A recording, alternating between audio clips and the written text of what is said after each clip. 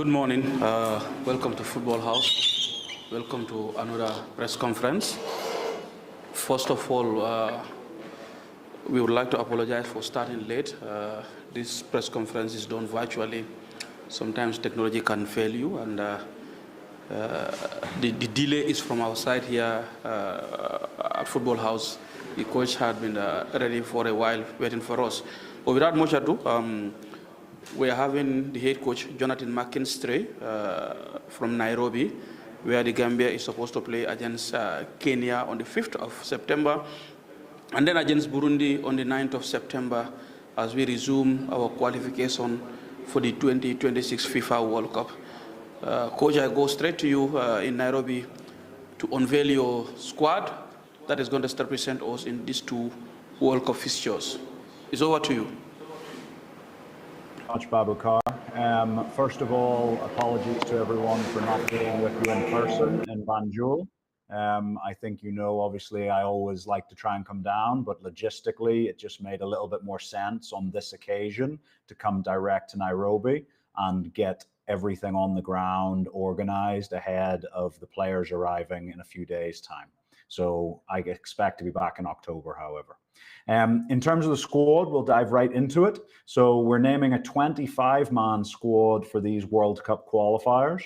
Goalkeepers, Ibrahima Jarju of Paide, Sheikh Sibi of Virtus Verona, Babukar Gay of Skendia.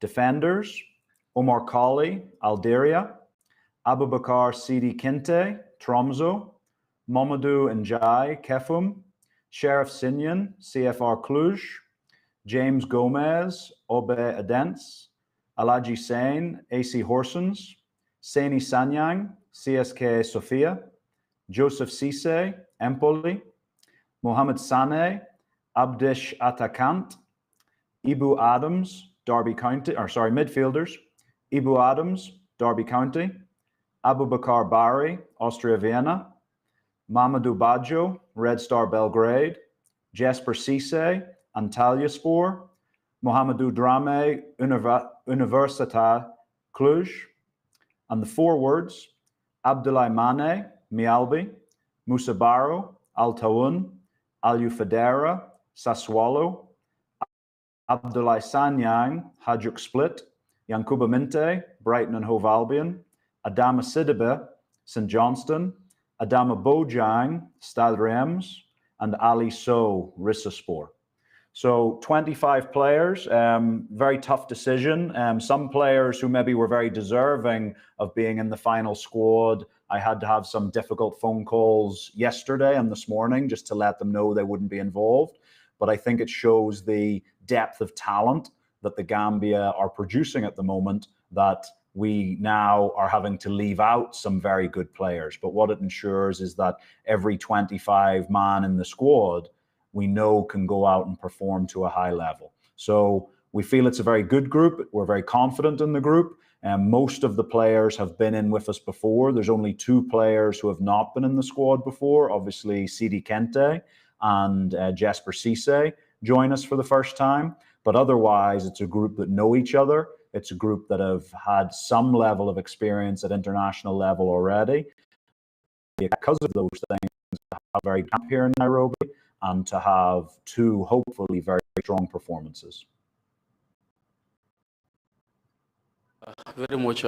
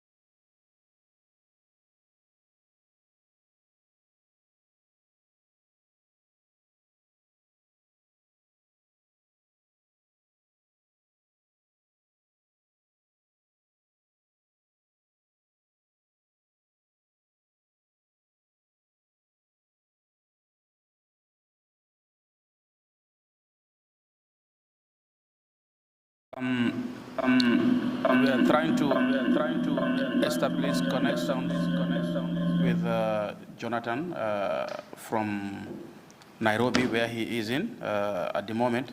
But what I will do is, in the meantime, while we'll try to re-establish connection, let me go over the squad, the 25-man squad that Jonathan McKinstry just unveiled. You have goalkeepers Ibrahim Ajaju of Paide, Sheikh Sibi of Virtus Verona, and Babukar Gay of Skenida. Defenders Omar Koli, the captain Aldria, Abubakar Sidi Kinte of Tromso, Norway, Mamadou Lion Jai Kufom, Serif Sinyan CFR Cluj in Romania, James Gomez Obi Odense, Denmark, Alaji Sen AC Horsens, Denmark, Seni Sanyang CSK Sofia, Bulgaria, Joseph Cicerada Empoli, Mohamed Sane. You have midfielders, you have Ibu Adams of Derby County, Abubakar Bari of Austria VM, Mahmoud Bajo of Red Star Belgrade, Jesper Cisse. For the first time we are seeing Jesper and his brother Joseph in the same team. Jesper just moved to Antalyaspor in Turkey. You have Mohamed Drame of Cluj, the other side of Cluj in Romania, now rivals with Serif Sinyan. You also have Abdullah Mane of Mjällby in Sweden, Musa Baro, Altaun, Aliou Fadera Sassuolo, Italy, Abdullah Bambalai Sanya Hadjuk Split, Yankuba Minte, Brighton and Hove Albion, Adama Sidibe St. Johnstone's, Adama Bojang, Stade Reims, and Ali Sow, Rizespor. These are the 25 players that the coach has called for the two matches against Kenya and Burundi. It looks like we are still struggling to establish connection with coach from Nairobi. We'll keep trying and see so that we give the media a chance to ask a couple of questions.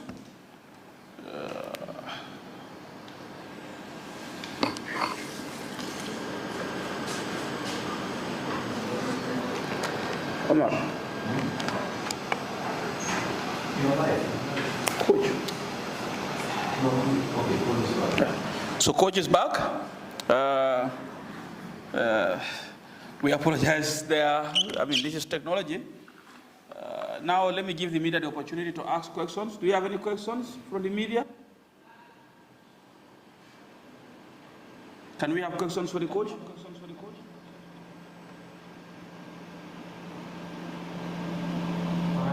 Yes. Come here to the mic.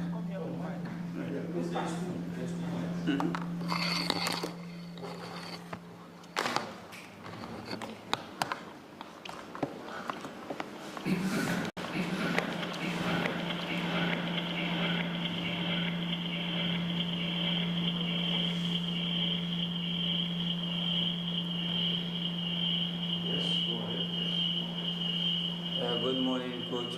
This is Bajinka, formerly Kora, now freelance. How are you doing? All right, Coach.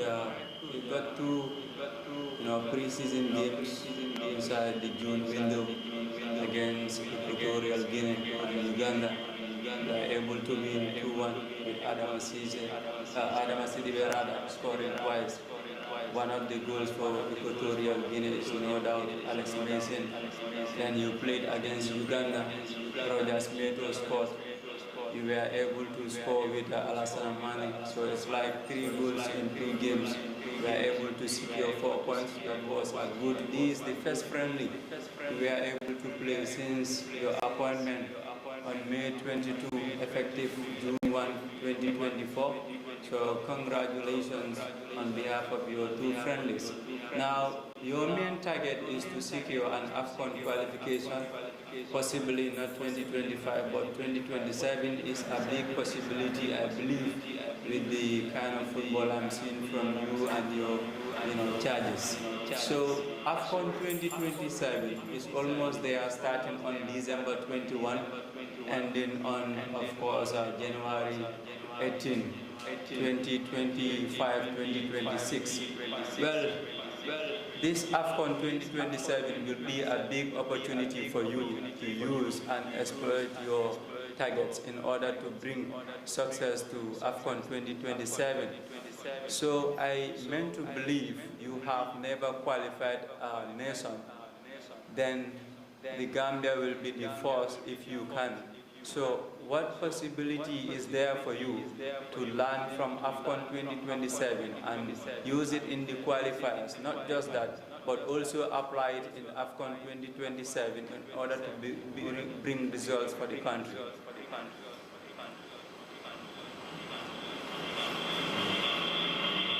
Yeah, thanks for the question. So I think, first of all, we were very pleased with how the friendlies went in June. As you said, it was the first time we had the opportunity to have test games, which allows us to look at some other players who are breaking through. We had 12 new faces in the group in June, and I think the majority of them did very well.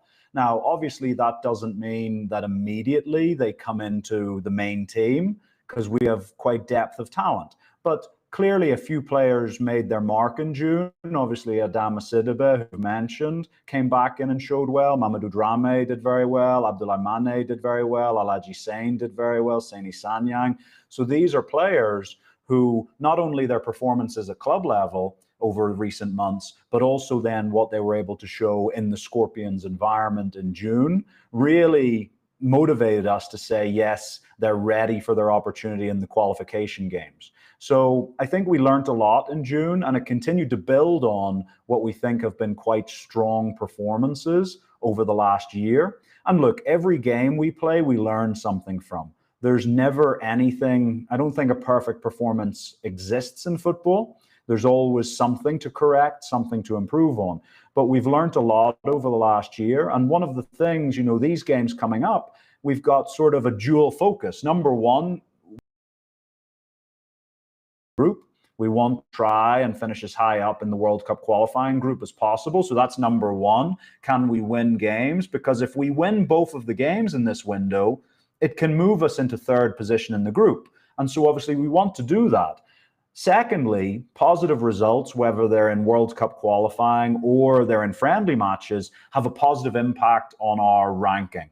And it's important for us to get our ranking as high as possible so that when we get to June 2026 next year, that we're in a good pot, that we're not a fourth-seeded team anymore, the third, or maybe even a second-seeded team coming into the AFCON 2027 qualifiers. So, these games are very important for us. One, we want to finish as high up in the World Cup as possible. Two, we want to move up, continue building on that journey. And yeah, we're looking forward to this camp. We're looking forward to these games. All right. Any other question? Fatmata, Lamin, you wanna ask? You have any questions? Well, Coach, you wanna ask a second? Go ahead. All right, Coach Bajinka back again. Well, it's good to know you play good games. Against Tunisia, we are able to secure a victory. Against Cote d'Ivoire, you also played well, but it was not down to trying. It was like you did your best, but your best was not enough because chances were squandered at some point. You could have capitalized on those chances. I mean, the men in charges, well, things didn't go according to plan against Cote d'Ivoire, but against Tunisia, it went according to our expectation. But the most important thing is about the big guns. Like Kenya is not one of the powerhouses in African football, but if you talk about Cote d'Ivoire, Tunisia, they are all part of them. But like, what are some of the impacts you will try to exploit as far as you are taking on these big guns in African football? Because with the small teams, I have seen what you delivered, but with the big guns too, I have also seen a difference. So what sort of differences would you apply as far as you are taking on these big guns? Well, thank you for the question, but I think the question's important in terms of the mindset shift we have to have in the Gambia.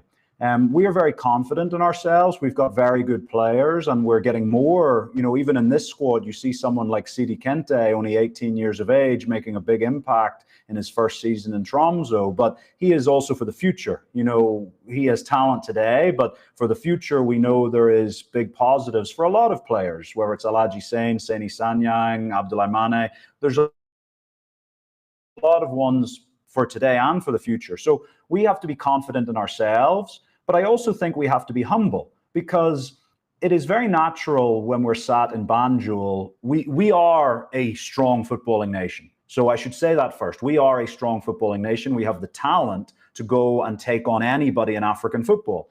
But I also think it is careless of us if we look at any other nation and consider them a smaller nation. You name check Kenya, but if you think about it, over the last year, ever since I've come in charge, only against the Seychelles have we been playing against a nation who are ranked lower than Gambia in the world rankings. So if you think about that, you are referring to teams like Kenya, maybe Burundi, you know, and other teams in a way that would suggest they are not difficult opponents or difficult teams. But I would suggest to you that they might look at Gambia in the same way. They might look at us and see we're ranked sort of 122, 123 at the moment, and say, well, Gambia, they would come into the game thinking they should be the favorites. We look at the games in June against Uganda and against Equatorial Guinea, both teams who have qualified for the African Cup of Nations, both teams who are ranked 30 and 35 places above us in the world rankings. So the evidence is that over a period of time, they have been stronger than the Gambia. And so for us, we have huge confidence because we look at the players we have and where they're playing. But also, I think we have to have a humility to say that every game that we play is a big game. Every game we play is against a team who have, over the course of 5 or 10 years, performed better than the Gambia, and that's why they're higher ranked than us. Now, does that mean we shouldn't think that we can win the games? Of course not. Every game we play, whether it's against Kenya, Burundi, Cote d'Ivoire, Tunisia, Morocco, we have the ability and we should have the confidence that we can go and win these games. But we also know that if we are careless or if we lack respect for our opponent, that these are also teams who can punish us. And so, yeah, I think for us, it's about making sure that every game is treated as a big game, from the players, from the coaching staff, from the supporters, from the media, and that we don't fall into this trap of thinking that there's any simple or easy game in international football, because that's simply not true.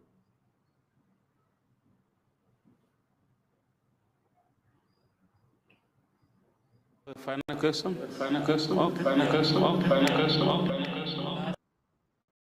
Very important, especially, you know,